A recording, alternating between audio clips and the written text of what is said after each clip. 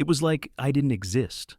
I sat through that whole damn town hall front row, suit pressed, laptop open, not a single mention.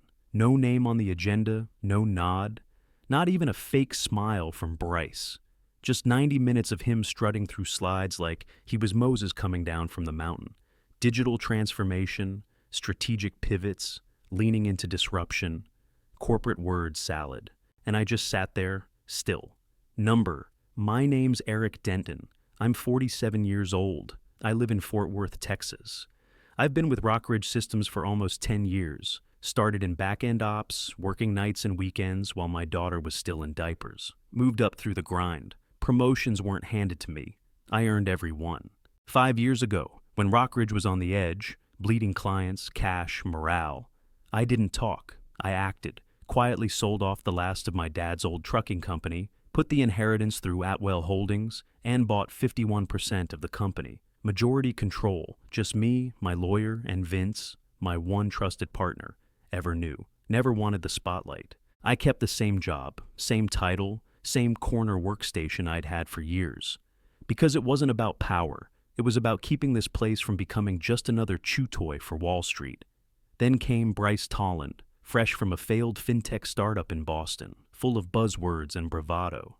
The kind of guy who calls interns rock stars and books team-building retreats at ski resorts. Shiny teeth, slick hair, MBA framed like a trophy. He landed in our building 6 months ago like a meteor, started swinging the axe in week 2. Efficiency reviews, redundancy audits. Acting like he was saving us from ourselves. Didn't ask a single question about how the systems actually worked. Just assumed we were dinosaurs stuck in COBOL and tape drives. This week was his big rollout. Strategic town hall, invite only.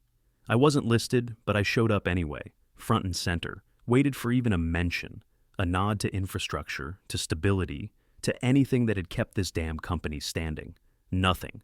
He rapped with a Q&A and acted surprised when I raised my hand. "Oh, Eric, didn't see you there," he said, like I was some intern who wandered into the wrong room. "Before we start, how's your day going and where are you joining from?" That was the crack, the first one. I felt something shift in me, not rage, not embarrassment, just cold, clear clarity. I walked out of that room, didn't speak to anyone, didn't check my phone. I just kept walking, out the doors, down the sidewalk, into my truck, hands tight on the wheel, no music, no AC. 9 years. Gone in a blink. I didn't cry, I didn't curse. I just drove straight home and opened a folder called Contingency. Next morning, I was walking past the break room when I heard it. Bryce's voice, half laughing, echoing through the glass hallway like he was doing stand-up.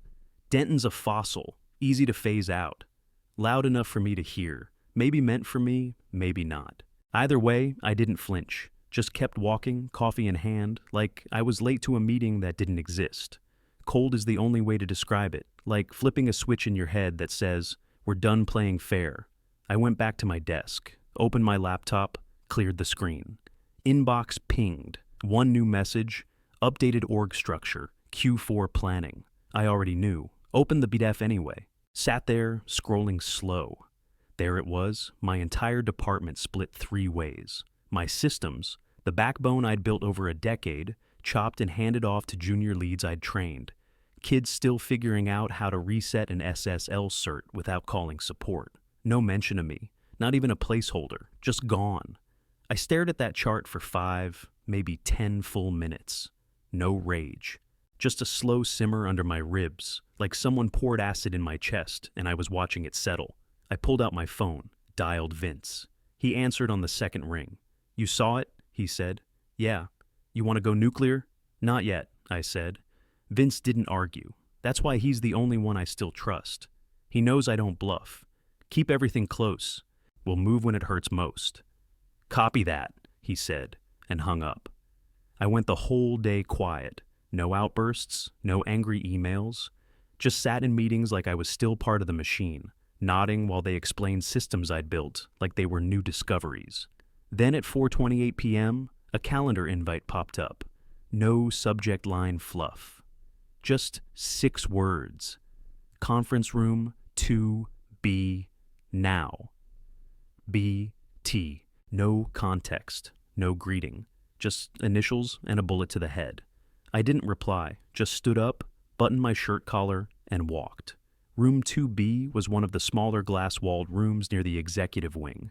Not the kind of place you'd use for brainstorming, more like where things go to die. Bryce was already inside, no laptop, no notes. Just him in his stupid tailored blazer, sleeves rolled like he was too busy to bother. I opened the door. He didn't look up right away. When he did, it was with that fake smile he saved for people he thought he'd already beaten. "Thanks for coming," he said, like I had a choice. I stayed standing. He gestured to the chair across from him. "Take a seat, just a quick sink." I didn't move. Just looked at him, stone cold. He blinked once, shifted his posture. "All right," he said, adjusting his voice like he was changing modes. "You've probably seen the Q4 chart." "Yeah." "You're probably wondering what that means for your role." I didn't answer, just waited. He gave a little shrug. "Look, we're restructuring for speed, for agility. The infrastructure team needed to evolve. It's nothing personal." There it was, nothing personal, the classic HR shield before the blade hits your neck. Still, I said nothing. "I'll be straight," he continued. "You've been here a long time, and we respect that. But we need forward momentum, leaders who reflect where we're going, not just where we've been." I could have said 100 things right then. Could have dropped names, reminded him who saved this place. Could have laughed in his face. Instead, I said, "You finished?" He hesitated. "There'll be a more formal conversation. This is just a heads up." "Got it."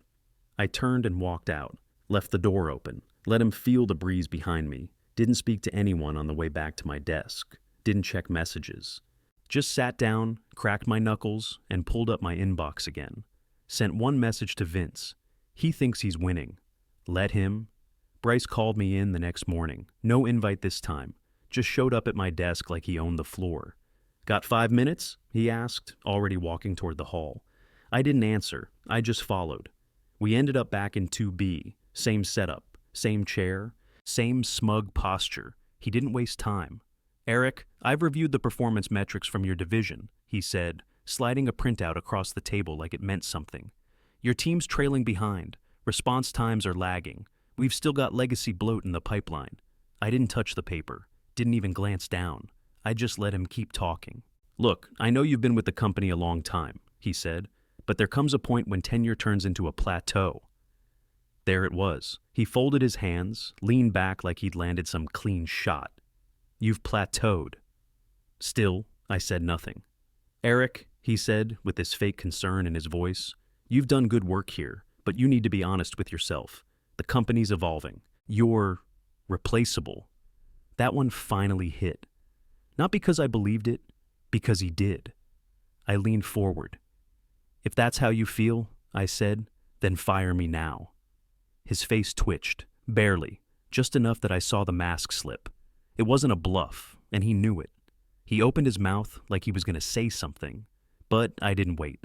I stood, pushed the chair in slowly, and walked out. Didn't slam the door, didn't need to. Walked straight back to my desk, logged in, no hesitation, dialed Vince. "Time to look at the board packet," I said. He didn't even ask why. 2 minutes later, he'd sent it over. We pulled it up together on a video call, side-by-side screen share. There it was, buried under new business, item G. Proposal to reassign Eric Denton as external infrastructure advisor, pending shareholder approval. External advisor, no power, no say. Just a figurehead gig you hand a retiree when you want them to fade out quietly. I didn't speak, just stared at the screen while the words soaked in. "He buried it," Vince said. "Thought no one would check," I said. "This ain't a restructure," he said. "This is an erasure." I leaned back in my chair. "Let him cook." Vince laughed, bitter and low. "You want me to flag this to the chairman?" "Not yet," I said. "He's building his own noose. Let him tighten the knot." We ended the call. I sat there a few more minutes, heart steady. No rage, no panic. Just the kind of focus you get right before the fuse hits the charge. Bryce thought he was steering the ship. He had no clue he was already overboard, and the water was full of sharks. The next morning, I started the log. First entry, meeting access, revoked. Tuesday, 9:03 a.m. Recurring strategy sync I'd led for 2 years vanished from my calendar. No cancel notice. Just gone. Second entry, IT request denied. I'd submitted a ticket for data pool access. System flagged as under restructuring. Same system I'd architected myself. Third entry, client call reassignment. Spoke to our longtime contact at Templeton Freight. Found out the Q3 infrastructure review was handed off to Lucas. Lucas couldn't troubleshoot a power outage with a flashlight in 2 hands, and he sure as hell didn't know how to walk Templeton through load balancing failures. None of this was accidental. It wasn't loud. It was surgical, one slice at a time, and each cut just deep enough to bleed me out quietly. I kept logging, every change, every erasure, time-stamped, backed up in a private drive outside the company network. Then one night, I got an anonymous message through LinkedIn. No name, no photo, just one line, "Thank you. You stopped him." At first, I thought it was spam. Then a second message came, same account. He ran 3 women out at his last job. I watched it happen. My stomach dropped. I screenshotted everything, saved the messages, checked the metadata. They were real. That was the night I created a new folder. Case build internal, subfolders, access logs, sabotage, whistleblowers, manipulation. I stopped reacting, stopped asking questions, played dumb in meetings, let him think I was shrinking into the background. The quieter I got, the more careless Bryce became. More invites disappeared, more responsibilities rerouted. I was getting boxed out with precision, and it was all traceable. I started recording my screen during meetings, captured him taking credit for projects I built, logged every change to shared documents, every time my name was stripped from contribution lists. Then came Monday night. It was late, close to 11. I was at home, lights off, working from my kitchen table, ping, forwarded email, no sender name, just a subject line. "You should see this." I opened it. Top of the thread, from Bryce Tolland to board distribution. Subject, performance concern. Denton, his exact words. Denton has become disengaged. Recent behavior suggests lack of alignment with Rockridge vision. Recommending formal review of leadership viability. I didn't feel angry. I felt awake, because that was it. The smoking gun. He'd officially put a hit on my job in writing to the board. I opened a blank document, titled it Defense File, Denton, started dropping in logs, screenshots, quotes, email headers, every voice memo, every calendar wipe, every snub, slight, sabotage, all of it, one after another, stacked like ammo. I worked through the night, didn't sleep. By dawn, it wasn't just a defense file. It was a damn indictment, and I wasn't the one on trial anymore. The envelope was plain white, no name, slid under my office door like something out of a damn spy movie. I locked the door before opening it, one line, handwritten in block caps. Check Bryce's calendar, Friday. Ethics prep, dot. That was all. I logged in through admin view, a back door only a handful of us still had. Bryce's calendar was locked, private, but I knew how to peek without tripping alerts. Friday, 11 a.m., private block, board strategy, leadership realignment, finalize exit recommendation. No debate, no discussion, just finalization. He'd already written the ending, probably thought he was a week away from my goodbye cake and a polite email blast. But he hadn't accounted for one thing. I had the receipts. Thursday morning, 9 a.m., I walked into the executive wing with a manila folder under my arm. Vince was already waiting, standing by the chairman's office door, like we hadn't just spent 2 months getting gutted from the inside. We walked in without knocking. Chairman Halford looked up, confused. "Gentlemen?" I dropped the folder on his desk. "Start here," I said. He opened it. First page, access log wipes, then meeting removals, canceled invites, denied IT tickets with false restructuring tags, system-level sabotage, all time-stamped, all traceable. He flipped the next page, direct quotes from Bryce, plateaued, replaceable, misaligned. I had them all, word for word. Then came the anonymous messages, forwarded emails from employees too afraid to attach names. One talked about Bryce cornering her in a conference room. Another described sudden demotions after speaking up. Halford's face didn't move, just eyes scanning the documents, mouth a thin line. Then Vince reached into his bag, pulled out a flash drive, and set it down. "This one matters," he said. Halford plugged it into his laptop, clicked play. Bryce's voice loud and smug. "He won't last Q1. He doesn't even realize I've already written the transition notice." The chairman hit pause, leaned back in his chair, hands folded over his stomach. "Where'd this come from?" he asked. "Internal chat," Vince said. "Someone recorded it during a closed meeting, sent it anonymously." Halford looked at both of us for a long second. Then he nodded once. "We'll convene the ethics committee," he said. "This week." He didn't thank us, didn't promise a damn thing. Just reached for his phone and started dialing. We walked out without another word. In the hallway, Vince looked at me. "He's rattled." I nodded. "Good." Because now, for the first time, Bryce didn't have the room to himself. Friday. 11 sharp. The boardroom was already half full when I walked in. Polished wood table, full spread of notepads, water glasses, projection screen idle in the background. I took my seat at the far end, folder tight in my grip. Vince sat beside me, quiet, focused. The door opened. Bryce strolled in like it was a TED Talk. Grinning, navy blazer crisp, that same fake humility in his shoulders like he wasn't about to gut someone mid-sentence. "Morning, everyone," he said, moving to the front.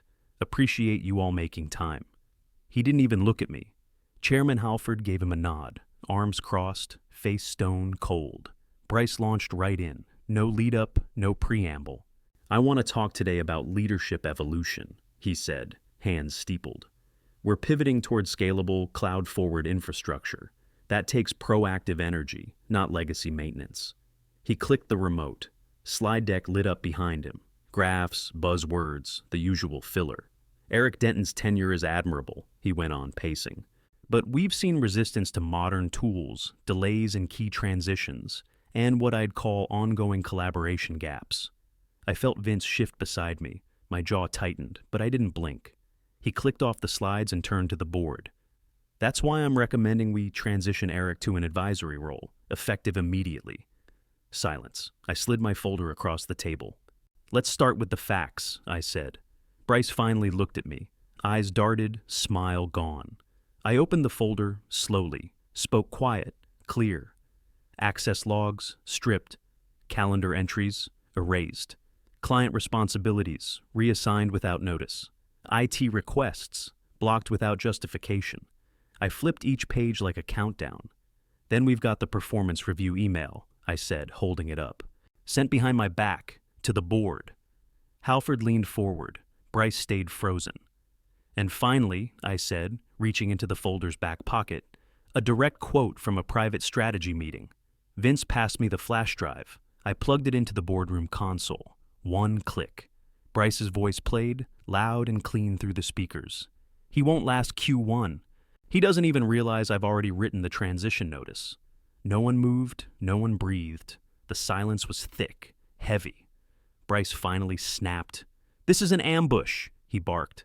"This is out of context. None of that proves misconduct." Halford didn't look at him. He looked at me. "How long have you been documenting?"